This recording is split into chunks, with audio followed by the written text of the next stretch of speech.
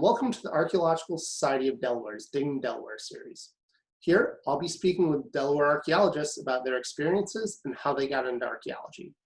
My name is Curtis McCoy, and I'm the current president of the Archaeological Society of Delaware. Today, I'm speaking with Keith Domes. So welcome, Keith. Why don't you give us a little background on who you are? Well, thank you for asking me to come on. It's an honor. I am the site manager for the Newlin Grist Mill, a historic mill and nature park just over the Pennsylvania state line in Concord Township in Delaware County. The mill dates to 1704, and the park has 7 historic buildings, many of which date to the 1700s.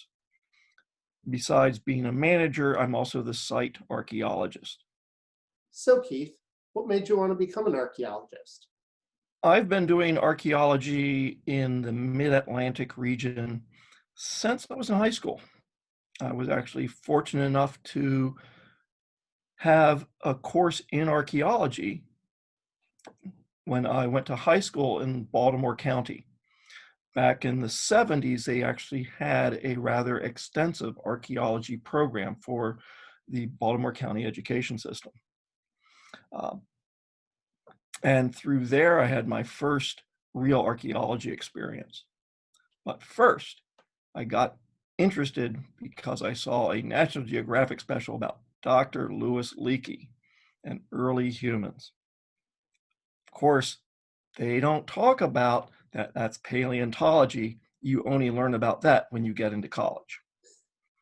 So I went to the University of Delaware because I didn't know what I wanted to do, but they had anthropology, well, they had archaeology, and they had biology, which is what I started as, or started out doing. But I quickly found that archaeology, anthropology was a lot more interesting, a lot easier for me, and I've been doing archaeology ever since. So Keith, what's some of your current research interests? The Newlin Grist Mill and its associated buildings. Before I started working there, there was no systematic excavations. There was only one test excavation conducted by Westchester University some years prior. So in order to do a phase 1 archaeological survey of our buildings, we started a public archaeology program where once a month during digging season, the public comes out and they become my field crew while we do test units and shovel test pits around our historic sites so that we can better understand the history of our complex. Yeah, I've actually been to Newlands for your archaeology festival and helped out on some of these digs. Unfortunately, we will not be doing that this year. Yeah, I think a lot of public events like that have been canceled right now. We are going in October.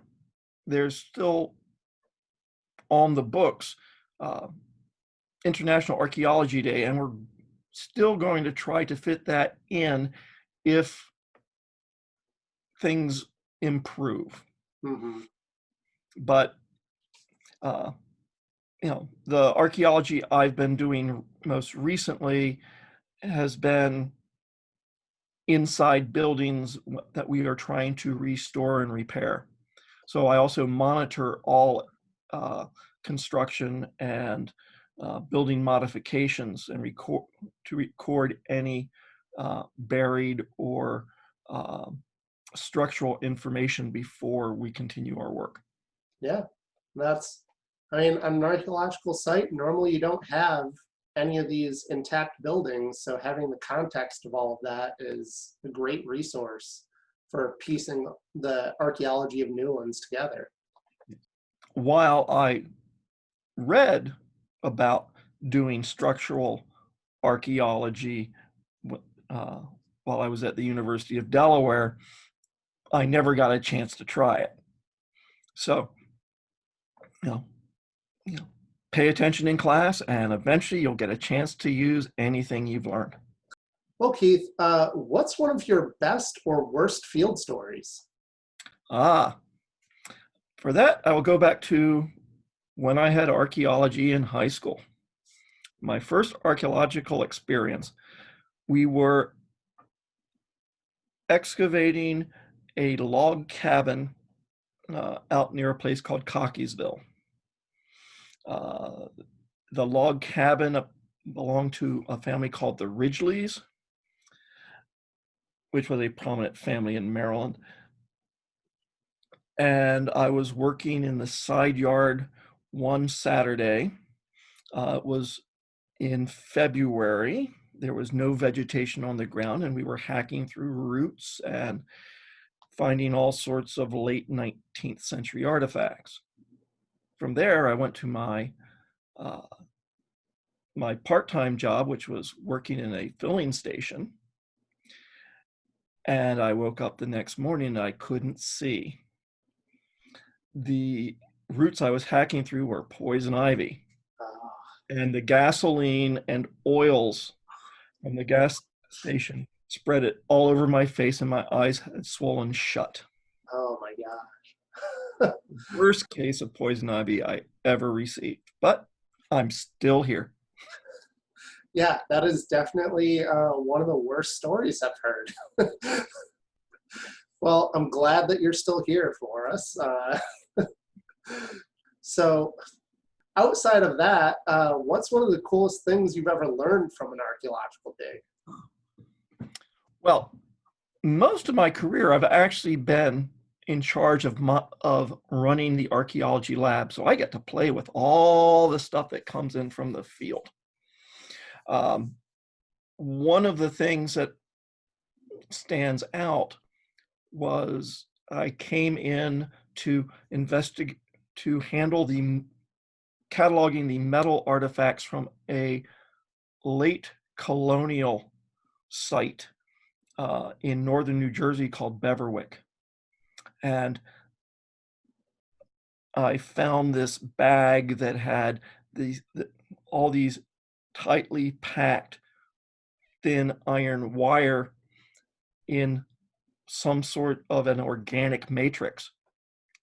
But because I have been volunteering at a mill in Delaware, I recognized it immediately as being a wool carding comb, which I've never seen preserved on any archaeological site. So at one point, the mill that I was volunteering at wasn't, part of it was converted into a textile mill. And what we found were the teeth for cleaning, or the teeth or staples that were jammed tightly through, in this case, leather, that was used to clean the wool so that it could then be spun. And